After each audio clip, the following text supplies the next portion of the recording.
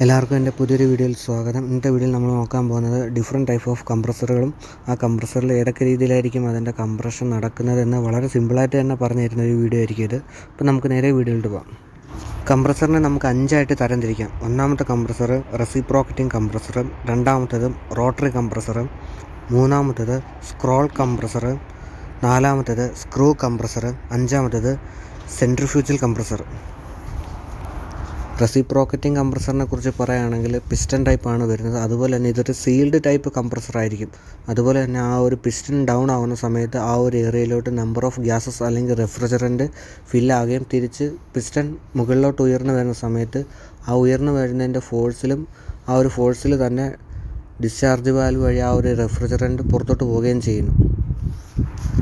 Same ഒരു reciprocating compressor working process പോലെ തന്നെയാണ് ഒരു റോട്ടറി കംപ്രസറിൻ്റെ പ്രോസസ്സ് നടക്കുന്നത്. അതായത് നിങ്ങൾക്ക് ഇവിടെ കാണാൻ സാധിക്കും, ഒരു റൊട്ടേറ്റിംഗ് റോട്ടർ ഇവിടെ കാണപ്പെടുന്നുണ്ട്. ആ റോട്ടർ റൊട്ടേറ്റ് ചെയ്യുന്നതിൻ്റെ ഫലമായിട്ട് ഇവിടെ ഒരു ഫോഴ്സ് ക്രിയേറ്റ് ആവുകയും ആ ഒരു ഫോഴ്സിലൂടെ റെഫ്രിജറൻറ്റ് അല്ലെങ്കിൽ ആ ഗ്യാസിനെ സക്ക് ചെയ്യുകയും അതുപോലെ തന്നെ അത് റൊട്ടേറ്റ് ചെയ്യുന്നതിൻ്റെ ആ ഒരു ഫോഴ്സിലൂടെ തന്നെ ആ ഒരു റെഫ്രിജറൻറ്റ് അല്ലെങ്കിൽ ഒരു ഗ്യാസിനെ ഡിസ്ചാർജ് ലൈൻ വഴി പുറത്തോട്ട് തള്ളപ്പെടുകയും ചെയ്യുന്നു. മൂന്നാമത്തെ കംപ്രസറാണ് സ്ക്രോൾ കംപ്രസർ. ഇതിൽ 2 സ്ക്രോൾ കാണപ്പെടുന്നുണ്ട്. അതിലൊന്നിനെ സ്റ്റേഷനറി എന്നും മറ്റേതിനെ റൊട്ടേറ്റിംഗ് എന്നും പറയാം. ആ റൊട്ടേറ്റിംഗ് സ്ക്രോൾ വർക്ക് ചെയ്യുന്നതിൻ്റെ ഫലമായിട്ട് അവിടെ ഒരു ഫോഴ്സ് ക്രിയേറ്റ് ആവുകയും ആ ഒരു ഫോഴ്സിലൂടെ ഗ്യാസിനെ അകത്തോട്ട് സക്ക് ചെയ്യുകയും ആ ഒരു ഫോഴ്സിലൂടെ തന്നെ റൊട്ടേറ്റിൻ്റെ ഫലമായിട്ട് ഹൈ പ്രഷറിൽ തന്നെ ആ ഒരു റെഫ്രിജറൻറ്റ് അല്ലെങ്കിൽ ആ ഒരു ഗ്യാസിനെ പുറത്തോട്ട് ഡിസ്ചാർജ് വാൽവ് വഴി പുറത്തോട്ട് ഡിസ്ചാർജ് ചെയ്ത് തള്ളുകയും ചെയ്യുന്നു.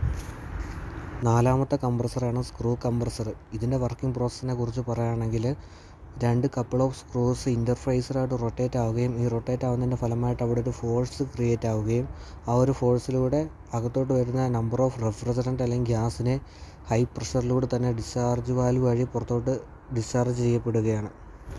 ലാസ്റ്റ് കംപ്രസറാണ് സെൻട്രിഫ്യൂഗൽ കംപ്രസർ. ഈ ഒരു കംപ്രസറിൽ നിങ്ങൾക്ക് ഇവിടെ ഫോട്ടോയിൽ കാണാൻ സാധിക്കും ഒരു ഇമ്പല്ലർ. ആ ഇമ്പല്ലർ മോട്ടറിൻ്റെ ഷാഫ്റ്റുമായിട്ട് കണക്റ്റഡ് ആയിരിക്കും. ഈ ഇമ്പല്ലർ അവിടെ റൊട്ടേറ്റ് ചെയ്യുമ്പോൾ സ്വാഭാവികമായിട്ടും അവിടെ ഒരു സെൻട്രിഫ്യൂഗൽ ഫോഴ്സ് ക്രിയേറ്റ് ആവുന്നുണ്ട്. ഈ ഫോഴ്സിൻ്റെ ഫലമായിട്ട് സെക്ഷൻ വഴി ആ ഗ്യാസ് അല്ലെങ്കിൽ റെഫ്രിജറൻറ്റിനെ സക്ക് ചെയ്യുകയും ഡിസ്ചാർജ് ലൈൻ വഴി ആ ഗ്യാസ് അല്ലെങ്കിൽ റെഫ്രിജറൻറ്റിനെ ഡിസ്ചാർജ് ചെയ്യുകയും ചെയ്യുന്നു.